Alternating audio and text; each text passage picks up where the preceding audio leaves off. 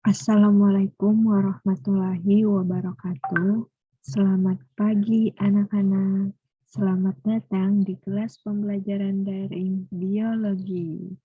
Sebelumnya kita akan memasuki pembelajaran bab 3 pertemuan 2 terkait dengan struktur dan fungsi jaringan hewan. Adapun tujuan pembelajaran pada hari ini yaitu siswa dapat mendeskripsikan berbagai macam jaringan ikat dalam tubuh hewan ataupun manusia. Yang kedua, siswa dapat membedakan jaringan otot, yaitu otot lurik, polos, lurik, dan otot jantung. Dan yang ketiga, siswa dapat menjelaskan ciri-ciri dari jaringan saraf.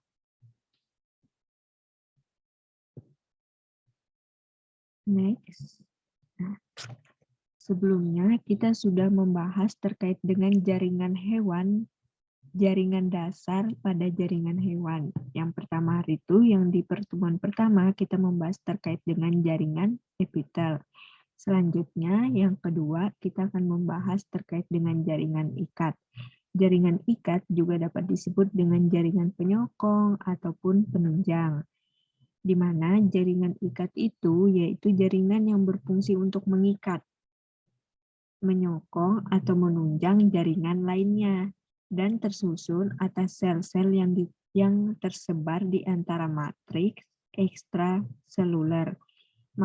Maksud dari matriks itu sendiri yaitu badan inti sel. Terus matriks itu bisa atau wujudnya itu bisa berupa cairan atau benda-benda kenyal yang seperti contohnya itu seperti agar-agar ataupun padatan ataupun serabut. Nah, untuk jaringan ikat itu sendiri kita akan membahas ada 6 jaringan. Yang pertama ada jaringan ikat padat, yang kedua ada jaringan longgar, yang ketiga ada jaringan darah, yang keempat, ada jaringan adiposa atau jaringan lemak. Yang kelima, ada jaringan tulang sejati. Dan yang keenam, ada jaringan tulang rawan.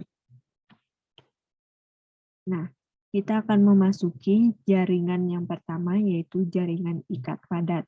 Dapat diperhatikan contoh gambar dari jaringan ikat padat, yang mana jaringan ikat yang tersusun atas serabut atau serat yang lebih banyak daripada sel-selnya. Nah, ini untuk jaringan ikat padat itu sendiri, dia tersusun dari serabut atau sel yang lebih banyak daripada sel-selnya. Nah, yang kedua, serabut penyusunnya adalah serat kolagen sehingga bersifat padat atau kompak. Jadi, untuk serat kolagennya itu sendiri, dia bersifat padat ataupun kompak. Dan yang ketiga, terdapat atau ditemukan pada tendon. Tendon itu yaitu pengikat otot dan tulang, ligamen pengikat tulang dan tulang, sedangkan fascia itu pembungkus dari otot. Ini dapat dipahami dan jangan lupa untuk dihafal. Untuk tendon itu yaitu pengikat otot dan tulang, sedangkan ligamen itu pengikat tulang, dan fascia itu pembungkus dari otot. Nah, yang kedua ada jaringan ikat longgar.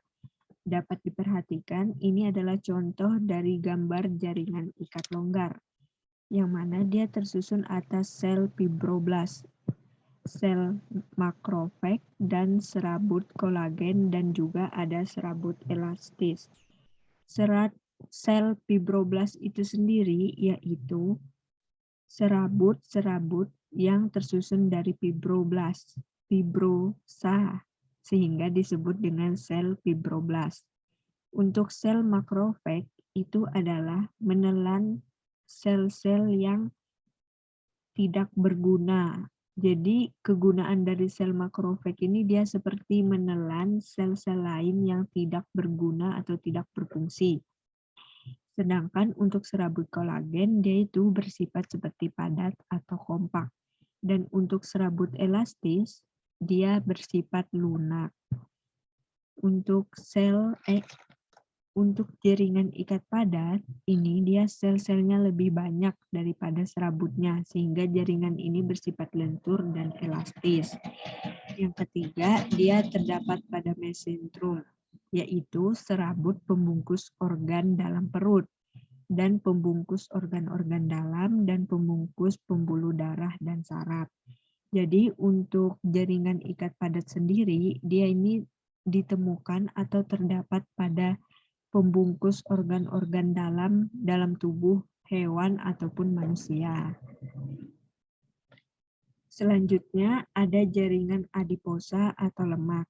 Nah, ini dapat diperhatikan gambar dari jaringan adiposa atau lemak. Untuk yang berwarna kuning ini adalah contoh lemak yang terdapat di bawah kulit. Jadi untuk lemak itu sendiri dia berfungsi sebagai cadangan makanan dan menjaga suhu tubuh tetap hangat serta sebagai bantalan pelindung dari organ.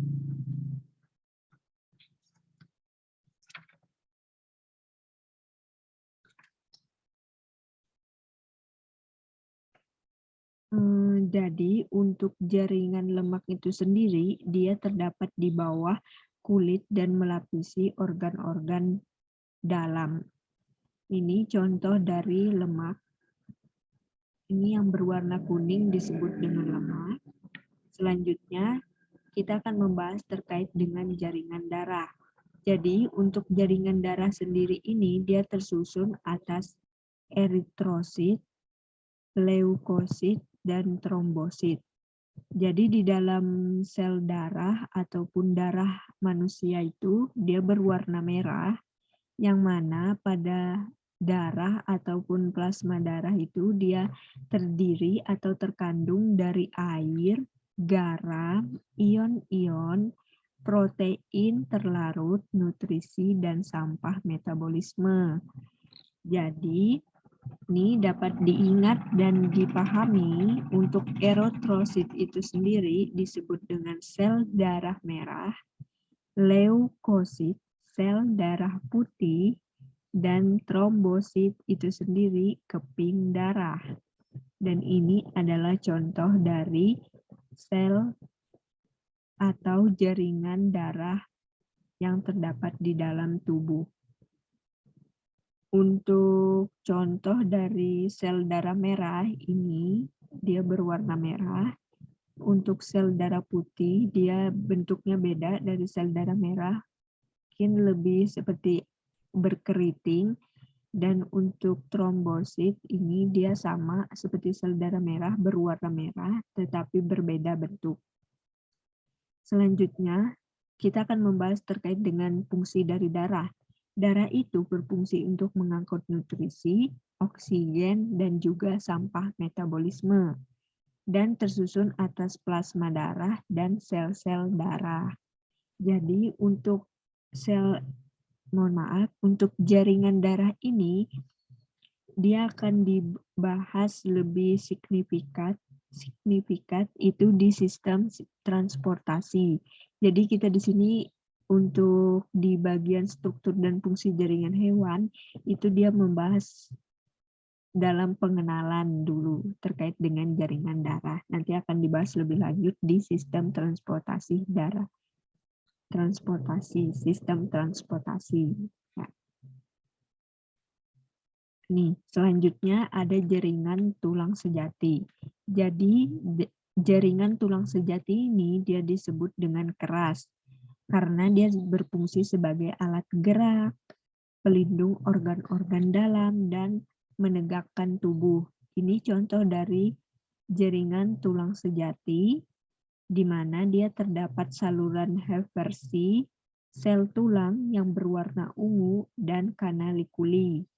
Jadi matriksnya itu tersusun atas serat kolagen, kalsium, fosfat, dan magnesium, sehingga dia bersifat keras dan padat.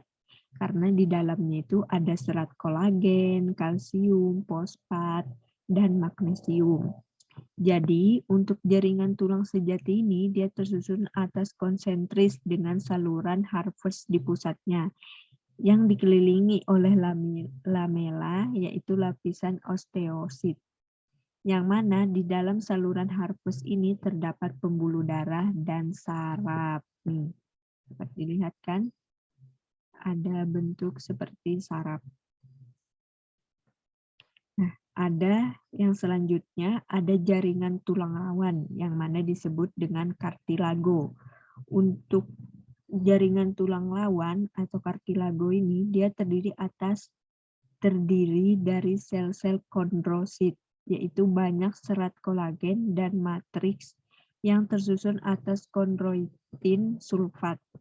Dan kolagen kondroitin sulfat ini dihasilkan dari kondrosit. Dapat dilihat untuk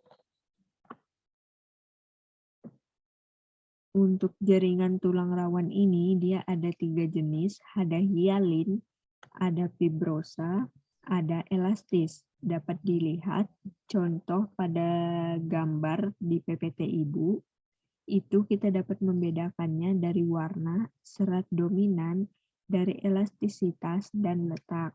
Untuk hialin sendiri, dia berwarna putih, biru transparan, ini contohnya, dan elastik.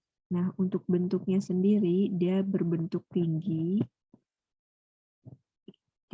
elastisitasnya, terus dia letak atau ditemukannya itu ada dalam tubuh hewan ataupun manusia pada sendi, saluran pernapasan, ujung tulang rusuk. Nah, untuk elastis sendiri, itu dia berwarna kuning warnanya, ini elastis. Nah, serat dominannya itu elastik.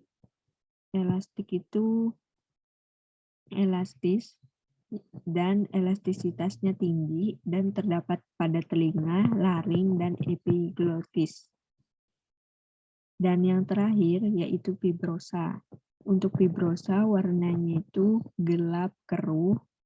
Untuk serat dominannya itu kolagen dan elastisitasnya itu rendah. Dan dia ditemukan di tubuh itu di antara tulang belakang. Selanjutnya, kita akan membahas terkait dengan jaringan otot.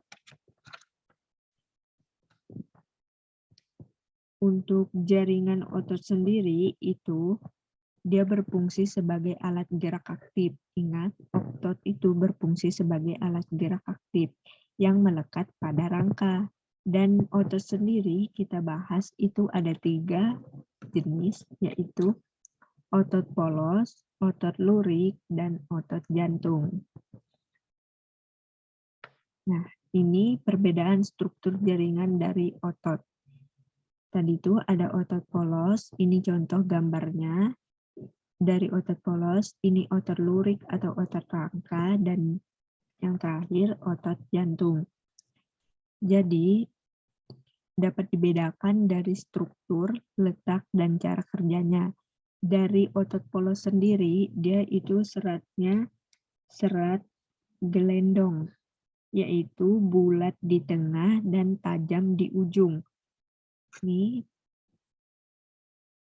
serat gelendong, terus itu inti selnya 1 yang berada di tengah. Ini inti selnya. Terus dia terletak di organ-organ dalam. Contoh dari organ-organ dalam itu sendiri terdapat di paru-paru dan usus. Terus itu cara kerjanya sendiri, dia bekerja secara tak sadar, kerjanya lambat, teratur, dan tidak mudah lelah. Jadi untuk otot polos sendiri itu dia bekerjanya secara tak sadar, kerjanya lambat, teratur, dan tidak mudah lelah.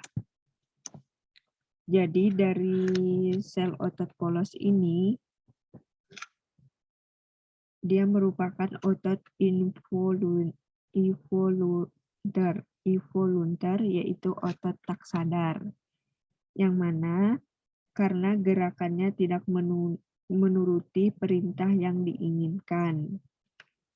Jadi untuk otot polos itu sendiri, itu contohnya pada kehidupan sehari-hari kita, seperti kita seperti sedang tidur dan orang yang dalam keadaan pingsan itu tetap bekerja, organ-organnya tetap ada aktivitas walaupun dia tidur maupun pingsan, organ-organ dalamnya.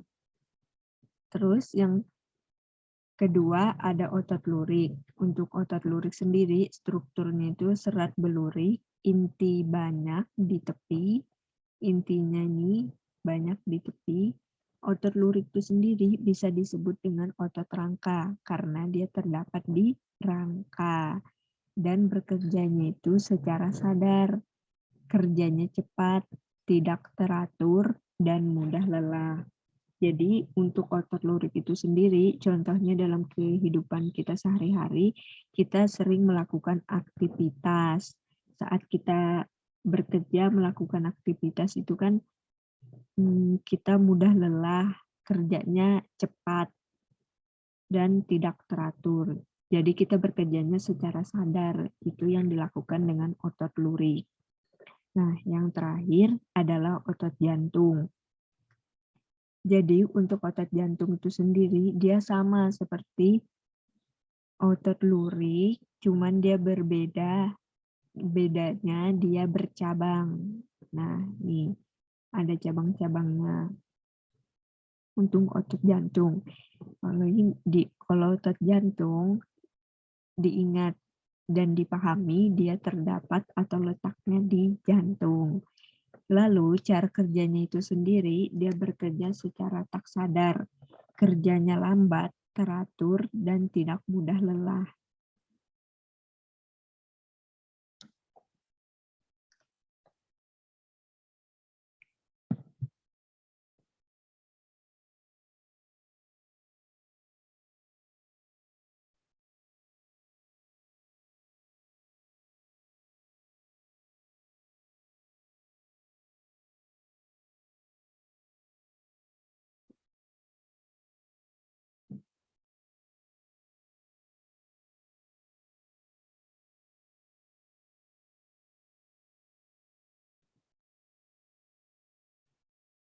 Sama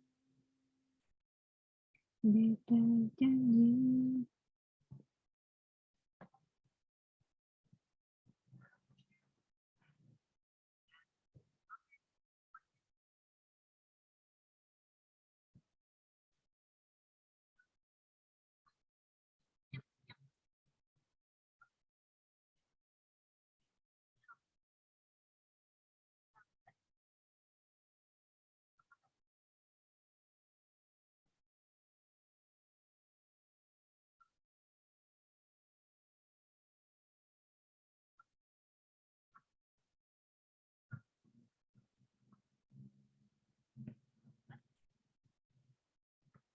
Sama seperti organ-organ dalam.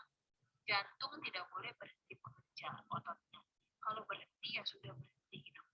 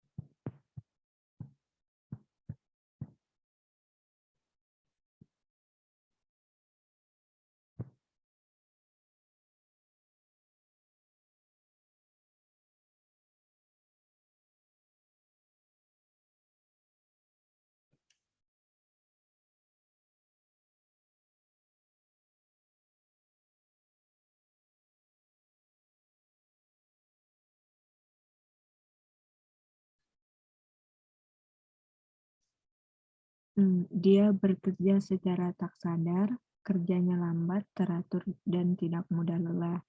Jadi untuk otot jantung ini, dia cara kerjanya sama seperti otot polos. Dia bekerja secara tak sadar. Maksud dari bekerja tak sadar itu otot yang tidak dapat dikontrol secara sadar. Tindakannya itu terutama dikendalikan oleh sistem saraf otonom dalam tubuh. Jadi jika otot jantung kita itu berhenti, itu maka berhentilah semua organ dalam tubuh kita, yaitu sudah tidak bekerja lagi, seperti orang yang sudah meninggal. Itu contoh. Jika otot jantungnya sudah tidak bekerja atau tidak melakukan aktivitas. Selanjutnya, kita akan membahas terkait dengan jaringan saraf. Untuk jaringan saraf itu sendiri, dia tersusun atas sel-sel saraf. Nah, gimana sih maksudnya? Ya. Jadi itu tadi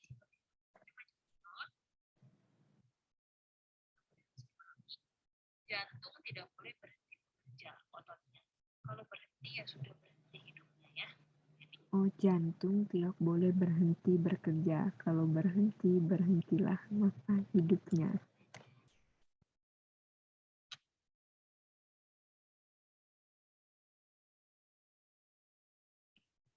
Kita akan membahas terkait dengan jaringan saraf. Jaringan saraf itu tersusun atas sel-sel saraf yang berfungsi untuk mengatur rangsangan dari reseptor sampai ke saraf pusat, lalu mengantarkan respon dari saraf pusat sampai efektor. Nah, ini dapat diperhatikan contoh dari jaringan saraf yang mana yang menerima rangsangan yaitu dendrit. Ini contoh dari gambar dendrit, bentuk dendrit, yang mana akan mengantarkan rangsangan itu ke badan sel. Ini badan selnya, badan sel atau tubuh sel, dan dari menghantarkan rangsangan ke badan sel, dia akan menyalurkan atau menuju ke neurit atau akson. Ini contoh dari neurit. Terus di ujung akson itu akan ada celah yang menghubungkan antara neuron satu dengan yang lainnya, yang mana disebut dengan sinapsis. Ini nanti ada di akson itu sendiri, nanti ada selubung mielin. Ini contoh dari selubung mielin. Dan yang di dalam ini seperti bulat, itu adalah sel-sel Shelwanan yang menghubungkan itu adalah nodus Renvier, dan yang terakhir itu adalah sinapsis. Nah, ini contoh dari sinapsis yang akan menuju sel saraf berikutnya. Sekian penyampaian dari Ibu, semoga mudah dipahami dan dapat dipahami oleh anak-anak Ibu. Yaitu pertemuan kedua yang membahas terkait dengan jaringan ikat sampai ke jaringan saraf. Mungkin cukup sekian dari Ibu, kurang lebihnya Ibu mohon maaf. Wabillahi taufiq wal hidayah. Wassalamualaikum warahmatullahi wabarakatuh.